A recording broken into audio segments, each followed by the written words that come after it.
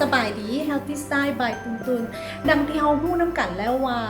การลดน้ำหนักการที่ว่าเฮาจะลดน้ำหนักนั้นมันมีหลายวิธีบ่ว่าจะเป็นการกินอาหารคลีนบ่ว่าจะเป็นการกินแบบคีโตหรือว่าบ่ว่าจะเป็นการเฮ็ด IF Intermittent Fasting เนาะซึ่งบ่ว่าเฮาจะ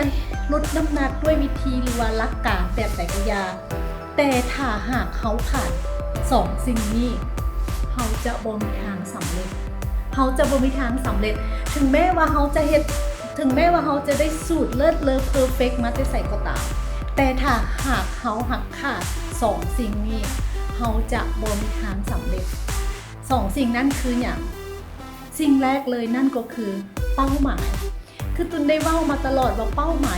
ยการตั้งเป้าหมายทุกสิ่งทุกอย่างเฮาต้องมีเป้าหมายแม้กระทั่งการลดน้ำหนักของเฮาคือกันเฮาต้องมีเป้าหมายคือก่อนที่ตุนจะเว้าต่อตุนจะเล่าให้ฟังแล้วกันคือหลายคนคงเข้าใจว่า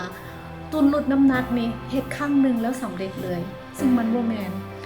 ตุนก็ล้มลุกคลุกคลานมาหลายครั้งแล้วและครั้งที่ตุนเฮ็ดสำเร็จนั้นมันบ่แม่นครั้งแรกที่ตุนตัดสินใจที่จะลุกขึ้นมาลดน้ำหนักแล้วเฮ็ดสำเร็จบ่แม่นมันล้มเลิกหลายครั้งแล้วแต่ทุกครั้งที่ล้มเลิกนั้นมาสังเกตเบิ่งแล้วย้อนตุนบ่มีเป้าหมายย้อนขาดเป้าหมายของการลดน้ำหนัก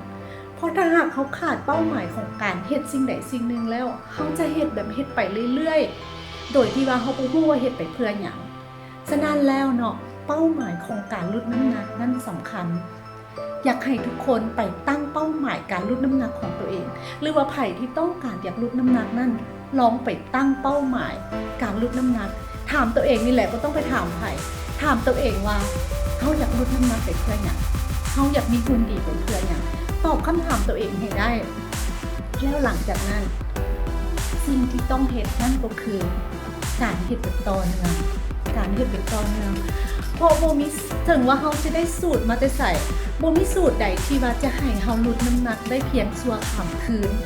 บ่มีสูตรใดเนาะฉะนั้นแล้วเนาะการตั้งเป้าหมายและการลงมือเฮ็ดแบบต่อเนื่องสืบต่อเฮ็ดแบบต่อเนื่องนั่นคือกุญแจที่จะเฮ็ดให้การลดน้ำหนักของเราสำเร็จบ่ว่าเขาจะเฮ็ดการลดน้ำหนักแบบสูตรใดบ่ว่าจะเป็นการกินคลีนบ่ว่าจะเป็นการเฮ็ด IF เพราะเนื่องจากว่าเขากินคลีนคาบเดียวบ่ได้หมายความว่าเขาจะมีหุ่นดีหรือว่าเขาจะลดน้ำหนักได้ภายในอาหารคาบนั้นโอเคและฉะนั้นแล้วตุนจึงอยากมาลงกับหมู่เพื่อน